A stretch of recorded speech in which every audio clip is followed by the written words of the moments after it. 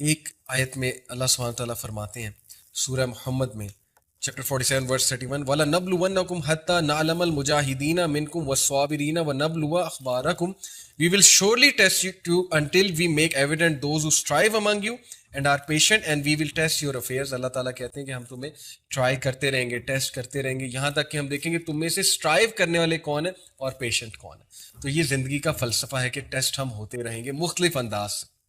Then let me share with you a beautiful hadith about tests and trials. Prophet sallallahu alaihi wasallam said, "Wondrous is the affair of the believer, for there is good for him in every matter, and this is not the case with anyone except the believer." کہ کیا ہی تعجب والا affair ہے believer کا کہ اس کے لیے ہر bar one one situation ہے. کیسے؟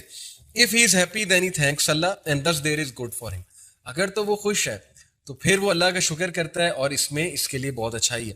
if he is harmed, اور اگر وہ ہارم ہوتا ہے کبھی, then he shows patience and thus there is good for him. جب کوئی شر آتا ہے اس تک تو وہ شکر کرتا ہے, وہ صبر کرتا ہے, اور جب کچھ اچھا آتا ہے تو وہ شکر کرتا ہے. تو how beautiful is this affair کہ اس کے لیے ون ون سچویشن. پھر ایک حدیث میں آتا ہے مَن يُرِدِ اللَّهُ بِهِ خَيْرًا يُصِبْ مِنْهُ. If Allah intends good for someone then he afflicts him or her with trial. جب اللہ کسی کے لیے بھلائی چاہتا ہے تو اللہ تعالیٰ اسے ٹیسٹ اور ٹرائل سے گزارتا ہے, اس کو ریفائن کرتا ہے, اس کو گروم کرتا ہے. وہ بندہ نرم دل بن جاتا ہے دوسروں کے لیے. اچانک ایک ہارڈ بندہ سافٹ ہو جاتا ہے جب اسے غم کا الیکٹرک شاک لگتا ہے. جی ہاں, غم کا الیکٹرک شاک. وہ بندہ دوسروں کے لیے نرم ہو جاتا ہے. وہ بندہ, اس کا ویژن براڈ ہو جاتا ہے, اس کا اللہ پر ایمان جو ہے پختہ ہو جاتا ہے. کتنے ہی لوگ ہیں جو دین میں تب آئے جب وہ کسی حادثے سے گزرے. So yes, this is a fact. And then another hadith said, "Al-bala'u bil-abdi hatta yatrukahu yamshi al-arzi ma alayha khati'atun." The Prophet sallallahu alaihi wasallam said, "The servant will continue to be tried until he is left walking upon the earth without any sin." This is Sunan at-Tirmidhi, hadith number 2398, and it is Sahih hadith. Prophet sallallahu alaihi wasallam نے کہا کہ ایک انسان test ہوتا رہتا ہے کہ یہاں تک کہ وہ دنیا پر چلتا ہے without any sin, sinless ہو جاتا ہے. کیا ثابت ہوا اس حدیث سے؟ کہ ٹیسٹ اور ٹرائلز ہمارے گناہوں کو دھو دیتے ہیں. So yes, we should be patient. And then لیکن ایک اور حدیث میں آپ کو سنا دوں. اس کا یہ مطلب نہیں ہے کہ ہم ٹیسٹ اور ٹرائلز کی وش کریں, کیونکہ پروفٹ صلی اللہ علیہ وسلم کے مطابق ایک حدیث میں آتا ہے verily the blessed person is one kept away from trials. verily the blessed person is one kept away from trials. اور 3 بار کہا verily the blessed person is one kept away from trials. How good is one who is afflicted but bears it patiently. 4 بار یہ کہا. سنن نبی داؤد کی حدیث ہے, حدیث نمبر 4263, صحیح حدیث ہے. پروفٹ صلی اللہ علیہ وسلم نے کہا کہ کتنا ہی خوش قسمت اور بلیسڈ ہے وہ شخص جس کو ٹرائی نہیں کیا جاتا, یعنی جس پہ کوئی بہت بڑا ٹیسٹ اور ٹرائل نہیں آتا. کہنے کا مطلب یہ ہے, 3 بار یہ کہا اور کہا 4تھی بار کہا کہ وہ کتنا اچھا ہے کہ جس کو ٹرائی کیا جاتا ہے لیکن وہ صبر کرے. یعنی ایک تو بلیسڈ ہے اور دوسرا بہت اچھا ہے کیونکہ وہ صبر کر کے یہاں تک پہنچا ہے. اور کچھ کس قسمت ہیں کہ وہ بہت اچھی, مطلب کہ ان کی لائف میں ایسا کو ٹرائل نہیں آتا. تو یس, ہمیں یہی کہا گیا کہ ہم ٹیسٹ اور ٹرائل سے پناہ مانگیں. جیسے کہ ایک حدیث میں آتا ہے You will not be given anything after sincere faith as good as security. So ask Allah for security. Aafia مانگو. فَاسْأَلُوا اللَّهَ الْعَافِيَةَ. اللہ تعالیٰ سے عافیت کا سوال کرو, کیونکہ اچھے ایمان کے بعد جو سب سے اچھی چیز تمہیں ملے گی وہ عافیت ہے. تو اپنے بچوں کے لیے, پیرنٹس کے لیے خاص ہے یہ میری ریکویسٹ کہ اپنے بچوں کے لیے اس سے پہلے کہ یہ دعا کریں کہ اللہ میرا بچہ انجینئر بن جائے, ڈاکٹر بن جائے, اس کی سیلری بہت لگ جائے, سب سے پہلے ان کے لیے یہ دعا کریں, سب سے پہلے ان کے لیے یہ دعا کریں کہ اللہ اس کو کامل ایمان نصیب فرما اور اس کو عافیت دے اور اس کو ہدایت دے. یہ ہے دعائیں کرنے کی. باقی رزق تو مل ہی جائے گا ہر ایک کو, ہر ایک کے اس کی قسمت میں لکھا ہوا ہے. So these should be on your list. Number 1 high ایمان, نمبر 2 عافیت, آسانی زندگی میں, اینڈ نمبر 3 ہدایت. اور دیکھیے ایک دعا ہمیں یہ بھی سکھائی گئی نا, سورہ البقرہ کی جو آخری 2 ورسز ہیں اس میں اللہ نے کہا ربنا لا تحملنا ما لا طاقت لنا بہ. اللہ ہم پہ وہ بوجھ مت ڈالیو جو تو نے ہم سے پچھلی قوموں میں ڈالا اور ہم اس کو نہیں اٹھا سکیں گے, اس بوجھ کو وہ ہم پہ مت ڈالیو. تو it is we are to ask Allah سبحانہ فار ایز اینڈ فار عافیہ. ناؤ میں انشاءاللہ چند اور حدیث آپ کو سناؤں گا, پھر ہم اس ٹاپک کو وائنڈ اپ کریں گے. فتنہ کے بارے میں, ٹیسٹ اور ٹرائل کے بارے میں حذیفہ رضی اللہ عنہ کی ایک بڑی خوبصورت ہمیں حدیث ملتی ہے. عامر reported that حذیفہ رضی اللہ عنہ he was asked which trial is the worst. سب سے بدترین فتنہ کیا ہے؟ ٹرائل کی بات ہو رہی ہے. Huzaifa said it is when good and evil are before you and you do not know which of them to follow. سبحان اللہ. کیا آج یہ دور نہیں ہے کہ سب سے برا فتنہ ہم پر حاوی ہے کہ گڈ اور ایول ہمارے سامنے، لیکن ہمیں نہیں پتا کہاں جانا ہے. ہم پہچان ہی نہیں رہے کہ گڈ کیا اور ایول کیا، اور ہم بس چلی جا رہے ہیں، جہاں لوگ جا رہے ہیں وہاں ہم چلی جا رہے ہیں. اور یہ ہمارے نوجوانوں کا حال ہے، پتہ ہی نہیں اچھا کیا ہے، پتہ ہی نہیں برا کیا، اور بس چلی جا رہے ہیں. دس از دی ورسٹ فتنہ. اس فتنے سے پناہ مانگے. This should be on your دعا لسٹ ایز ویل. اس رمضان میں اس کو 3 چیزوں کے بعد، نمبر 1 مجھے اللہ کامل ایمان عطا فرما، عافیت عطا فرما، ہدایت عطا فرما، اور پھر یہ کہ اللہ ایسے فتنے میں مت ڈالیو کہ برائی اور اچھائی میرے لیے واضح ہی نہ ہو اور مجھے پتہ ہی نہ لگے برائی کیا اچھائی کیا. یہ دعائیں ہیں آپ کے لیے. This should be on your list. Let me share another beautiful hadith with you. The messenger of Allah sallallahu alaihi wasallam said, Allah tests his servant by giving to him. Whoever is content with what Allah has appointed for him, Allah will bless him in it and expand it. اللہ نے رزق لکھ دیا ہوا ہے. اپنے بندے کو اللہ مختلف سٹیجز پہ رزق دیتا ہے. جب اللہ اسے رزق دیتا ہے وہ اس کا شکر ادا کرتا ہے تو اللہ اس میں بلیسنگ بھرتا ہے، برکت دیتا ہے اور اس کو ایکسپینڈ کرتا ہے، انکریز کرتا ہے. whoever is not content he will not be blessed in it. اور جو کوئی شکر نہیں کرے گا، کنٹینٹ نہیں ہے، گریٹیٹیوڈ شو نہیں کرے گا، نہ شکری شو کرے گا، اریٹیشن شو کرے گا، تو پھر اللہ اس کو اس میں برکت نہیں دے گا، بلیسنگ نہیں دے گا. بڑے افسوس کے ساتھ کہنا پڑتا ہے کہ آج لوگوں کے دل اتنے سخت ہو گئے ہیں کہ وہ کہتے ہیں کہ یار بلیسنگ کا کیا کرنا ہے، بس پیسے آنے چاہیے، پیسے کمائی جاؤ. پیسے تو بہت آ جاتے ہیں 2 نمبر طریقے سے اور بڑے طریقوں سے، لیکن اس میں بلیسنگ نہیں ہوتی. جب اس پیسے میں بلیسنگ نہیں ہوتی تو پھر بہت سی مصیبتیں ہم پر آتی ہیں. Now, another beautiful hadith. This hadith is about who are the friends of Allah. In fact, let me share a hadith with you on Zuhd and then I'll come to it about friends of Allah.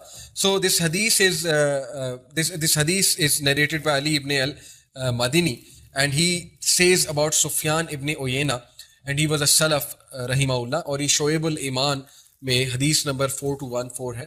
So it was said to Sufyan ibn Uyayna, may Allah have mercy on him, what is the definition of temperance? زہد کیا ہے؟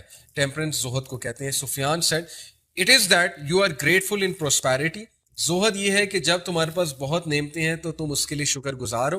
And patient in adversity, اور جب تمہارے پاس کچھ مشکل حالات چل رہے ہیں، کچھ مشکل چل رہی ہے تو تم صبر کرتے ہو.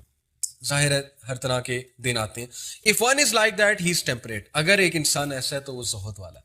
بیوٹیفل حدیث. this is Zuhd, as simple as that. it was said, what is gratitude?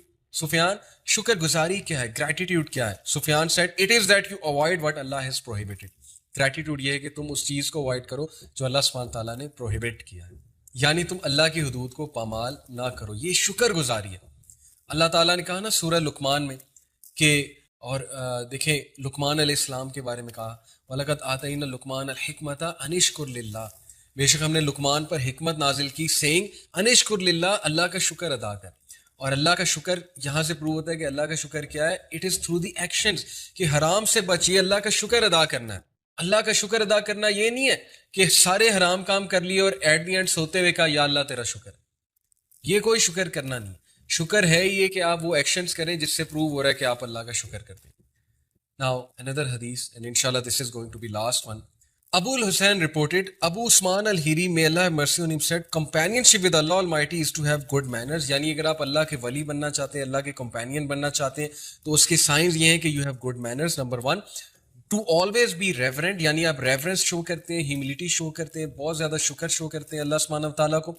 And to be mindful, اور آپ مائنڈفل ہیں، اگنور نہیں کر رہے ہیں، آپ جانتے ہیں کہ اللہ ہے، آپ اللہ سے ڈرتے ہیں، you are conscious of Allah. Companionship with the messenger of Allah sallallahu alaihi wasallam is to follow his sunnah and adhere to the outward rulings. سبحان اللہ. اگر آپ نبی صلی اللہ علیہ وسلم کا کمپینین بننا چاہتے ہیں تو پھر you have to follow his sunnah, that is the sign of companionship with him, and you adhere to the outward rulings. کتنی سنتے ہیں نبی اکرم صلی اللہ علیہ وسلم کی، سونے کے حوالے سے، کھانے کے حوالے سے، لوگوں کے ملنے کے حوالے سے، رات کو مسواک ہے، ٹھیک ہے، دن میں مسواک ہے، وضو کے حوالے سے، پانی پینے کے حوالے سے، کتنی زیادہ سنتیں ہیں. So when you will follow it, that is a sign that you love Allah and His Messenger and you are a companion of Rasul Allah.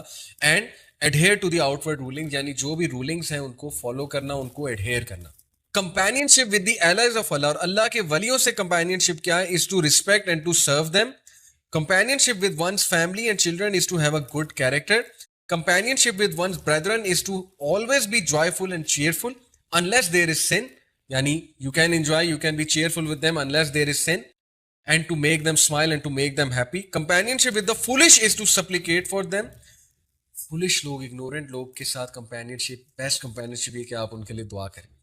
And to be merciful to them, اور ان پر رحم کریں کیونکہ they are foolish, and to appreciate the blessings of Allah upon you as you have been kept safe from their trials. سبحان اللہ، کہ آپ کتنی باتیں دیکھیں بتائیں ہمیں سلف نے، ابو عثمان الہیری نے، کہ اللہ کے ساتھ کمپینین شپ کیا ہے، نبی کے ساتھ کمپینین شپ کیا ہے، ولیوں کے ساتھ کمپینین شپ کیا ہے، فیملی اور چلڈرن کے ساتھ کمپینین شپ کیا ہے، اپنے بھائیوں کے ساتھ کمپینین شپ کیا ہے، اور اپنے دوستوں کے ساتھ کمپینین شپ کیا ہے، اور پھر فولش کے ساتھ کمپینین شپ کیا ہے. دا ریفرنس از صفات الصفا. It is actually not a حدیث، یہ ایک سلف کا کوٹ ہے. میں نے شروع میں کہا تھا حدیث سنا، تو it's not a hadith, it is basically a quote of this salaf جس کے بارے میں نے ابھی آپ کو بتایا.